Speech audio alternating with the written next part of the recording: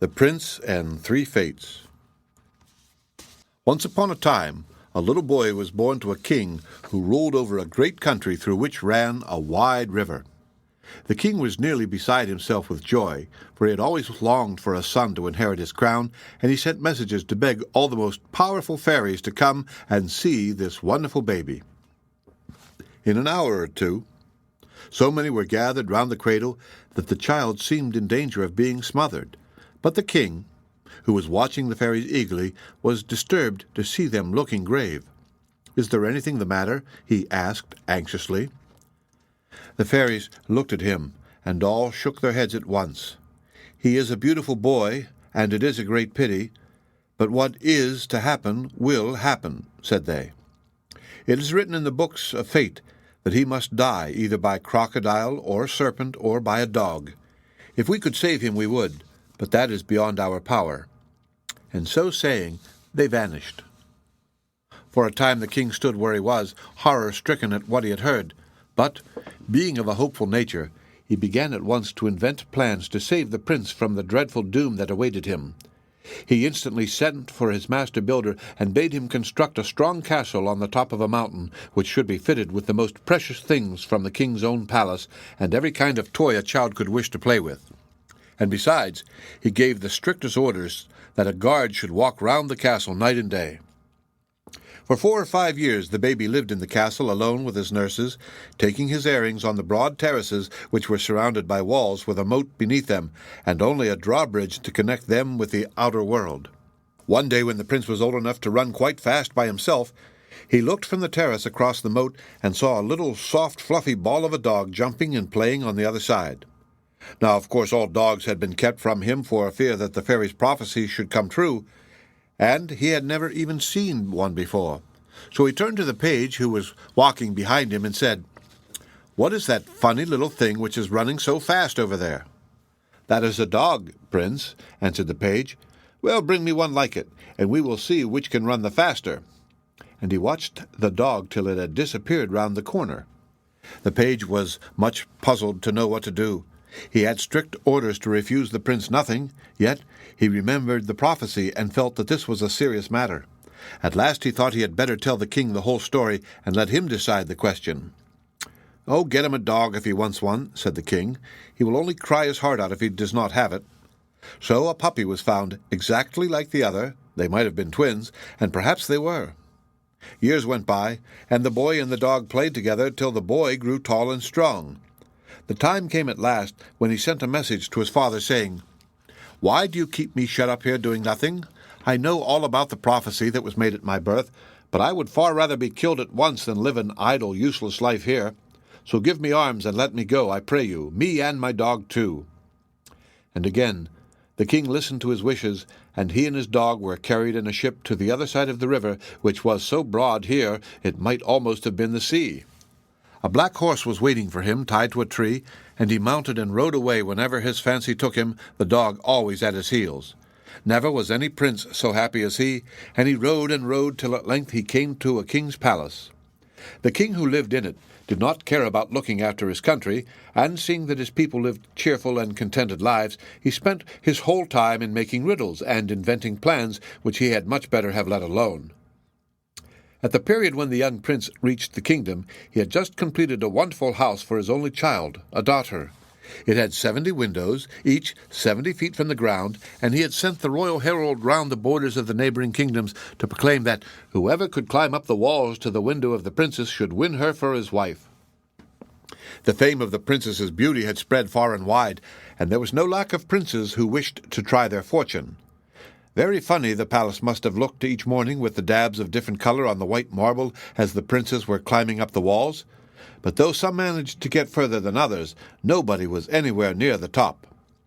They had already been spending several days in this manner when the young prince arrived, and as he was pleasant to look upon and civil to talk to, they welcomed him to the house which had been given to them, and saw that his bath was properly perfumed after his long journey. "Where do you come from?" they said at last, "and whose son are you?" But the young prince had reasons for keeping his own secret, and he answered, "My father was master of the horse to the king of my country, and after my mother died, he married another wife. At first all went well, But as soon as she had babies of her own, she hated me, and I fled, lest she should do me harm." The hearts of the other young men were touched as soon as they heard this story, and they did everything they could think of to make him forget his past sorrows. "What are you doing here?" said the youth one day. "We spend our whole time climbing up the walls of the palace, trying to reach the windows of the princess," answered the young men, "but as yet no one has reached within 10 feet of them." "Oh, let me try too," cried the prince, "but tomorrow I will wait and see what you do before I begin." So the next day he stood where he could watch the young men go up, and he noted the places on the wall that seemed most difficult, and made up his mind that when his turn came he would go up some other way. Day after day he was to be seen watching the wooers till one morning he felt that he knew the plan of the walls by heart, and took his place by the side of the others. Thanks to what he had learned from the failure of the rest, he managed to grasp one little rough projection after another, till at last, to the envy of his friends, he stood on the sill of the princess's window. Looking up from below, they saw a white hand stretched forth to draw him in. Then one of the young men ran straight to the king's palace and said, "The wall has been climbed, and the prize is won." "By whom?" cried the king, starting up from his throne. "Which of the princes may I claim as my son-in-law?" "The youth who succeeded in climbing to the princess's window is not a prince at all," answered the young man. "He is the son of the master of the horse to the great king who dwells across the river, and he fled from his own country to escape from the hatred of his stepmother." At this news the king was very angry, for it had never entered his mind that anyone but a prince would seek to woo his daughter. "Let him go back to the land whence he came," he shouted in wrath. "Does he expect me to give my daughter to an exile?" And he began to smash the drinking vessels in his fury. Indeed, he quite frightened the young man, who ran hastily home to his friends and told the youth what the king had said. Now the princess, who was leaning from her window, heard this word, and bade the messenger go back to the king her father and tell him that she had sworn a vow never to eat or drink again if the youth was taken from her. The king was more angry than ever when he received this message, and ordered his guards to go at once to the palace and put the successful wooer to death. But the princess threw herself between him and his murderers. "Lay a finger on him, and I shall be dead before sunset," said she, and as they saw that she meant it, they left the palace and carried the tale to her father. By this time the king's anger was dying away, and he began to consider what his people would think of him if he broke the promise he had publicly given. So he ordered the princess to be brought before him, and the young man also, and when they entered the throne-room he was so pleased with the noble air of the victor that his wrath quite melted away, and he ran to him and embraced him. "Tell me who you are," he asked, when he had recovered himself a little, "for I will never believe that you have not royal blood in your veins." But the prince still had his reasons for being silent, and only told the same story. However, the king had taken such a fancy to the youth that he said no more, and the marriage took place the following day, and great herds of cattle and a large estate were given to the young couple. After a while, the prince said to his wife, "My life is in the hands of 3 creatures, a crocodile, a serpent, and a dog." "Ah, how rash you are!" cried the princess, throwing her arms round his neck. "If you know that, how can you have that horrid beast about you? I will give orders to have him killed at once." But the prince would not listen to her. "Kill my dear little dog, who had been my playfellow since he was a puppy?" exclaimed he. "Oh, never would I allow that." And all that the princess could get from him was that he would always wear a sword and have somebody with him when he left the palace. When the prince and princess had been married a few months, the prince heard that his stepmother was dead, and his father was old and ill, and longing to have his eldest son by his side again. The young man could not remain deaf to such a message, and he took a tender farewell of his wife and set out on his journey home. It was a long way, and he was forced to rest often on the road, and so it happened that one night, when he was sleeping in a city on the banks of the great river, a huge crocodile came silently up and made its way along a passage to the prince's room. Fortunately, one of his guards woke up as it was trying to steal past them, and shut the crocodile up in a large hall where a giant watched over it, never leaving the spot except during the night when the crocodile slept. And this went on for more than a month. Now when the prince found that he was not likely to leave his father's kingdom again, he sent for his wife, and bade the messenger tell her that he would be awaiting her coming in the town on the banks of the great river. This was the reason why he delayed his journey so long, and narrowly escaped being eaten by the crocodile. During the weeks that followed, the prince amused himself as best he could, though he counted the minutes to the arrival of the princess, and when she did come, he at once prepared to start for the court. That very night, however, while he was asleep, the princess noticed something strange in one of the corners of the room. It was a dark patch, and seemed, as she looked, to grow longer and longer, and to be moving slowly towards the cushions on which the prince was laying. She shrank in terror, but slight as was the noise, the thing heard it, and raised its head to listen. Then she saw it was the long, flat head of a serpent, and the recollection of the prophecy rushed into her mind. Without waking her husband, she glided out of bed, and taking up a heavy bowl of milk which stood on the table, laid it on the floor in the path of the serpent, for she knew that no serpent in the world can resist milk. She held her breath as the snake drew near, and watched it throw up its head again as if it was smelling something nice, while its forky tongue darted out greedily. At length its eyes fell upon the milk, and in an instant it was lapping it so fast that it was a wonder the creature did not choke, for it never took its head from the bowl as long as a drop was left in it. After that, it dropped on the ground and slept heavily. This was what the princess had been waiting for, and catching up her husband's sword, she severed the snake's head from its body. The morning after this adventure, the prince and princess set out for the king's palace, but found when they reached it that he was already dead. They gave him a magnificent burial, and then the prince had to examine the new laws which had been made in his absence, and do a great deal of business besides, till he grew quite ill from fatigue, and was obliged to go away to one of his palaces on the banks of the river in order to rest. Here he soon got better and began to hunt, and to shoot wild duck with his bow, and wherever he went, his dog, now grown very old, went with him. One morning the prince and his dog were out as usual, and in chasing their game, they drew near the bank of the river. The prince was running at full speed after his dog when he almost fell over something that looked like a log of wood which was lying in his path. To his surprise, a voice spoke to him, and he saw that the thing which he had taken for a branch was really a crocodile. "You cannot escape from me," it was saying, when he had gathered his senses again. "I am your fate, and wherever you go and whatever you do, you will always find me before you.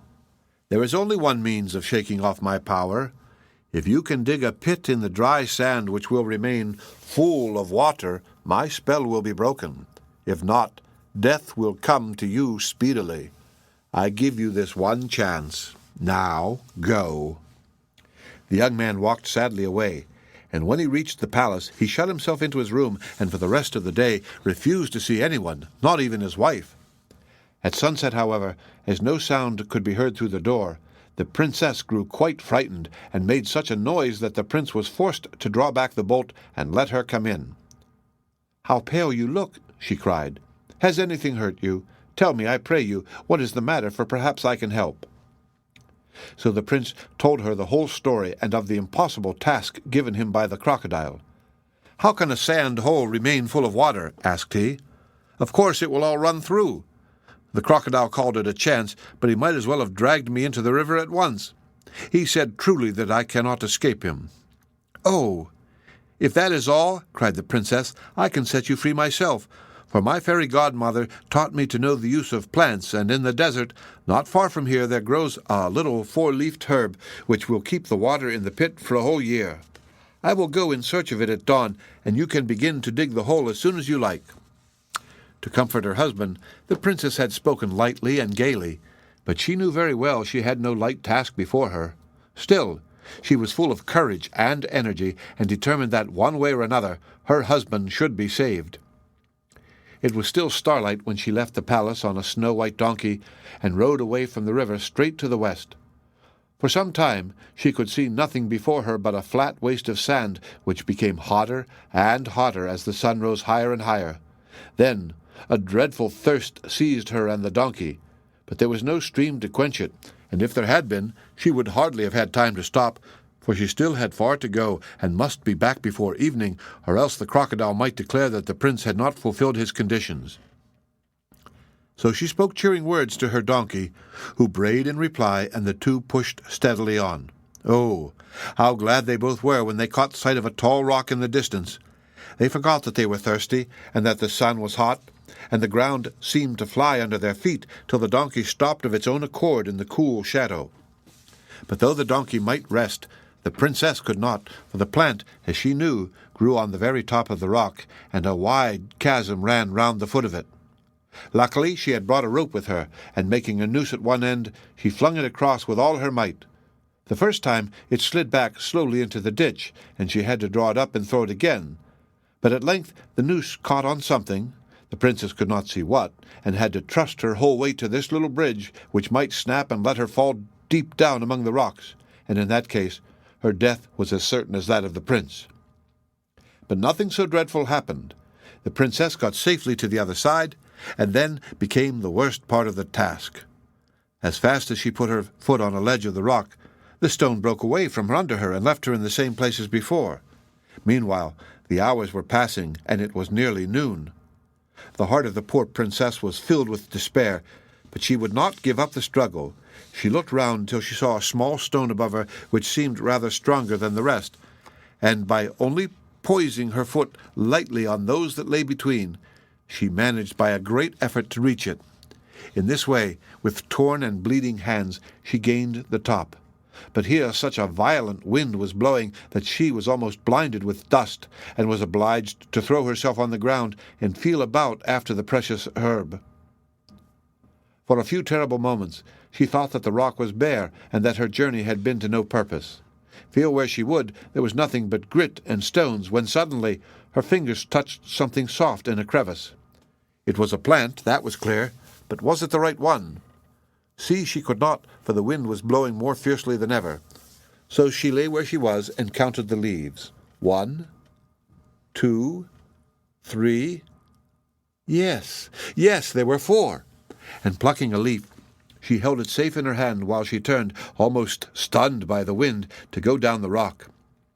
When once she was safely over the side, all became still in a moment, and she slid down the rock so fast that it was only a wonder that she did not land in the chasm. However, by good luck she stopped quite close to her rope bridge, and was soon across it. The donkey brayed joyfully at the sight of her, and set off home at his best speed, never seeming to know that the earth under his feet was nearly as hot as the sun above him. On the bank of the great river he halted, and the princess rushed up to where the prince was standing by the pit he had dug in the dry sand, with a huge water-pot beside it. A little way off the crocodile lay blinking in the sun, with his sharp teeth and whitey yellow jaws wide open.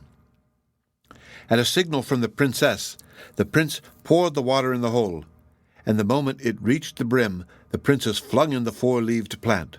Would the charm work, or would the water trickle away slowly through the sand, and the prince fall a victim to that horrible monster? For half an hour they stood with their eyes rooted to the spot, but the hole remained as full as at the beginning, with a little green leaf floating on the top.